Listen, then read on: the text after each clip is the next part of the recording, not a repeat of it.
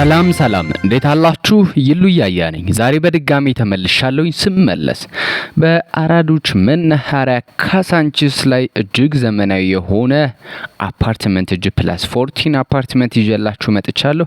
ይህን አፓርትመንት በጥልቀት በደንብ የማስመለከታችሁናል። በጣም ዘመናዊ የሆነ አፓርትመንት ነው። አብራችሁኝ ከቆያችሁ ሁሉንም ነገር ከኔ የምታገኙ ይሆናል። ለቻናላችን አዲስ ከሆናችሁ ሰብስክራይብ በማድረግ ቤተሰብ እንድትሆኑ በአክብሮት ጠይቃለሁኝ። ወደ ቤቱ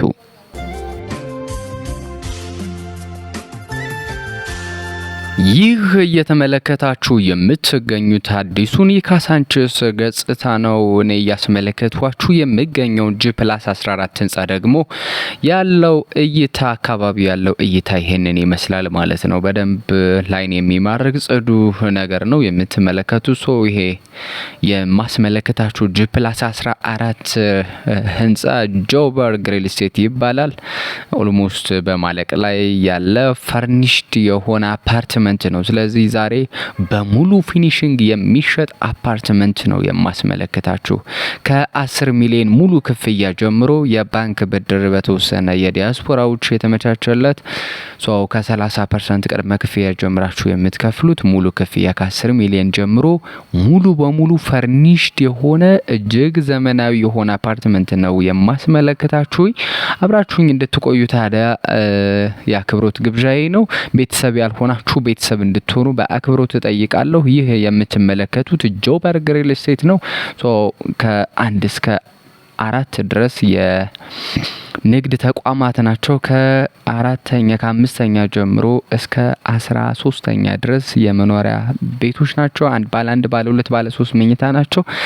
14ኛው ላይ በጣም ሰፊ ቴራስ አለው። እሱንም የማስመለከታችሁ ነው የሚሆነው። እይታውን አጠቃላይ ከቴራስ ላይ ያለው እይታ ይሄንን ይመስላል። ከዛ ውጭ ያለው ነገር ቤቶቹ በጣም ሰፋፊ ናቸው። ኮሪደሩ በጣም ሰፊ ነው።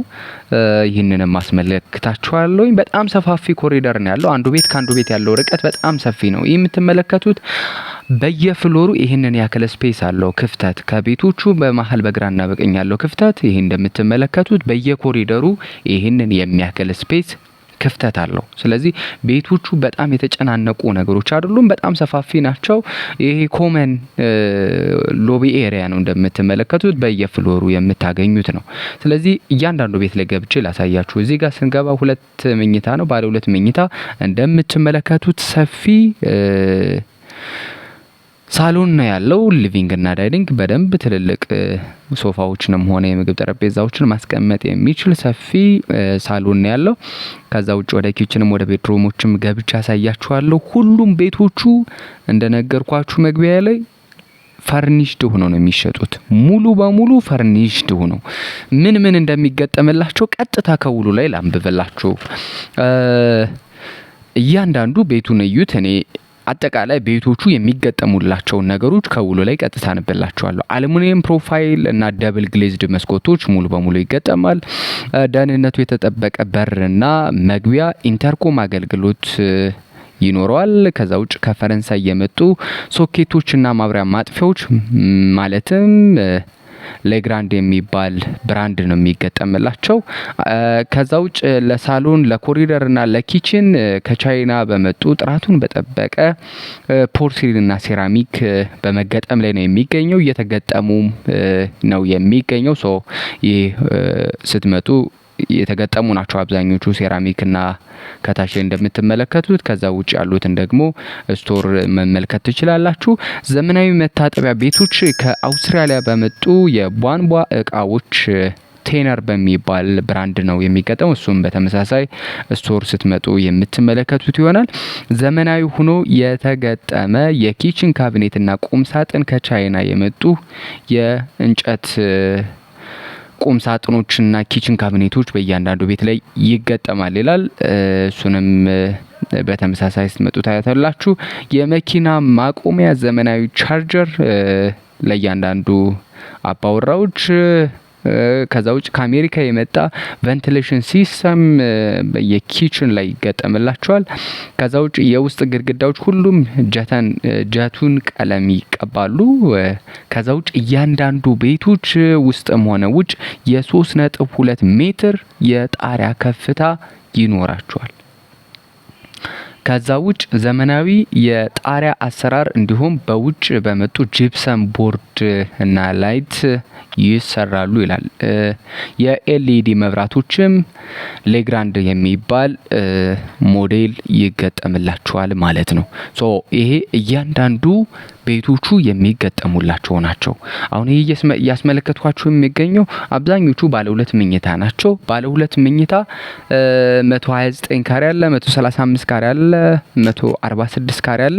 ብዙ አማራጭ ቤቶች ናቸው ያሉት። ባለ 1 መኝታ 70 ካሬ አለ። አሁን የምትመለከቱት ባለ 2 መኝታ ነው እንደነገርኳችሁ 70 ካሬ ጀምሮ አለ። ቤቶቹ ሙሉ በሙሉ ፈርኒሽድ ሆኖ ነው የሚሸጡት። እንደነገርኳችሁ ምንም ነገር ሳያስፈልጋችሁ ጥራቱን በጠበቀ የፊኒሽንግ እቃዎች ተገጥሞ ነው የሚሰጣችሁ ማለት ነው። ይህ ጆበርግ ሪል ስቴት ከቦሌ ዓለም አቀፍ ኤርፖርት ያለው ቅርበት የ15 ደቂቃ የመኪና መንገድ፣ እንደ ራዲሰን ብሉ፣ ሃያት ሪጀንሲ፣ ሂልተን እና ሻራተን ካሉ ሆቴሎች ደግሞ የ750 ሜትር ርቀት አለው። ለኤምባሲዎችና እንደ አይሲኤ እና ዩኤንኤሲኤ ላሉ ዓለም አቀፍ ያለው ቅርበት 5 ደቂቃ የመኪና መንገድ ያልሞላ ነው። ደህንነቱ የተጠበቀ አካባቢ ነው እና አስተማማኝ የህዝብ ትራንስፖርት የምታገኙበት ከወዳጅነትና አንድነት ፓርክ ያለው ቅርበት በተመሳሳይ 5 ደቂቃ ያልሞላ የመኪና መንገድ ይሆናል። ከዛ ውጭ በጣም ትልቁ መግቢያ ላይም ከውጭ ላይ እንዳሳየዋችሁ ወይም ደግሞ ቴራስ ላይ ሆናችሁ የተመለከታችሁት አዲሱ የስፖርት ፓርክ የተባለው በጣም ብዙ ነገሮችን ያካተተ በጣም ሰፊ የስፖርት ፓርክ እየተገነባ እንደሆነ እዚህ ካሳንቺስ ላይ ታውቃላችሁ። ከሱ ፊት ለፊት ወይም ደግሞ ደጃፍ ላይ የሚገኝ ሪል ስቴት ነው። ይህ አዲሱ የስፖርት ፓርክ የሚባለው የሚያካትታቸው በጣም ብዙ ነገሮች አሉ። የታክሲ ተርሚናል ይኖረዋል። የመኪና ማቆሚያ ካልተሳትኩኝ ከ2000 እስከ 3000 አካባቢ የመኪና ማቆሚያ ይኖረዋል። የምድር ቤት ማቆሚያም ጨምሮ ማለት ነው። ይሄ ቁጥር የነገርኳችሁ ከላይና ከታች ቤዝመንት ያላቸው በጣም ዝልቀት ያላቸው አሁንም እየተሰራ ነው የሚገኘው። ምናልባት ስትመጡ ታዩታላችሁ። ከ2000 እስከ 3000 መኪና ማቆም የሚችል ቤዝመንት፣ በጣም ብዙ ቤዝመንት ያለው አይ ቲንክ G-4 ቤዝመንት ያለው የመኪና ማቆሚያ እየተገነባ ነው የሚገኘው። የኳስ ሜዳ ይኖረዋል። የእጅ ኳስ ሜዳ ይኖረዋል። የሜዳ ቴኒስ ይኖረዋል። ልጆች መጫወቻ ይኖራቸዋል። ባህላዊ ስፖርት መጫወቻ ይኖራቸዋል። ጂም፣ ስፓ፣ ካፌ፣ ሬስቶራንት እና የተመረጡ የልጆች ብቻ ካፌ ይኖረዋል። በጣም ሰፊ የአምፊ ቲያትርንም ያካተተ ሰፊ የፓርክ ነው። ስፖርት ፓርክ ይባላል። እሱን ይሄ ከፊት ለፊት የምትመለከቱት ማለት ነው። በጣም ሰፊ ነው። ይሄንን ደግሞ በቅርብ ርቀት የምታገኙበት ሪል ስቴት ነው ማለት ነው። ያከፋፈል ሁኔታውን በተመለከተ ደግሞ አከፋፈል ሙሉ በሙሉ እንደነገርኳችሁ ፈርኒሽድ ሆኖ ነው የሚሸጠው። ስለዚህ ፈርኒሽድ ሆኖ ነው የምትረከቡት።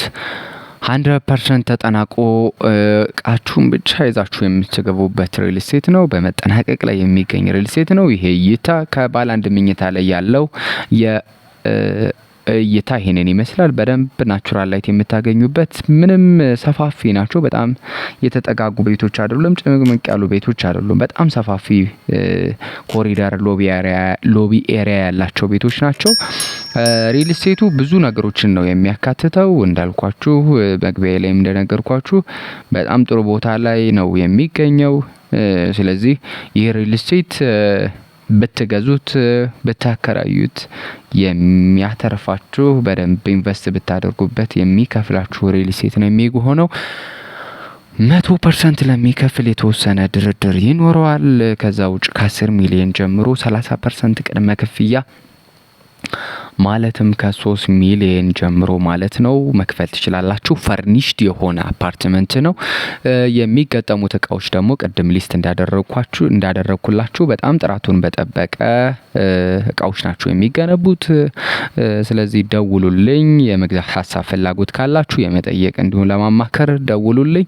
በቀና መንፈስ የማስተናግዳችሁ ነው የሚሆነው። ቤቶቹ ግን በጣም ሌክዠሪ ነው። በጣም የሚገርም ቦታ ላይ ነው የሚገኘው። ናቹራል ላይት በደንብ የምታገኙበት፣ ብታከራዩት ከ2500 ሚኒመም ዶላር በላይ ሊከራይ የሚችል ቢኮዝ ቅድም መግቢያ ላይ እንደነገርኳችሁ በጣም ትልልቅ ኤምባሲዎችና ኢንተርናሽናል የሆኑ ሴክተሮች የሚገኙበት እንደ ኢሲኤ እና የዩኤን ኢሲኤ ላይ አካባቢ ላይ የተገነቡ ቤቶች ናቸው። ስለዚህ በጣም ጥሩ እይታ ነው ያለው።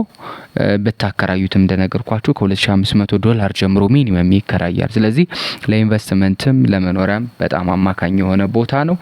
ለመግዛት ሀሳብ ፍላጎት ካላችሁ ደውሉልኝ። እንደነገርኳችሁ የማስተናገዳችሁ ነው የሚሆነው። ለዛሬ ይህንን ቤት ያሳዩዋችሁ። በቀጣይ እስከምንገናኝ ድረስ በቸርን ቆይ። ለቻናላችን አዲስ ከሆናችሁ ሰብስክራይብ በማድረግ ቤተሰብ እንድትሆኑ በአክብሮት እጠይቃለሁ። በቀጣይ እስከምንገናኝ ድረስ ሰላም።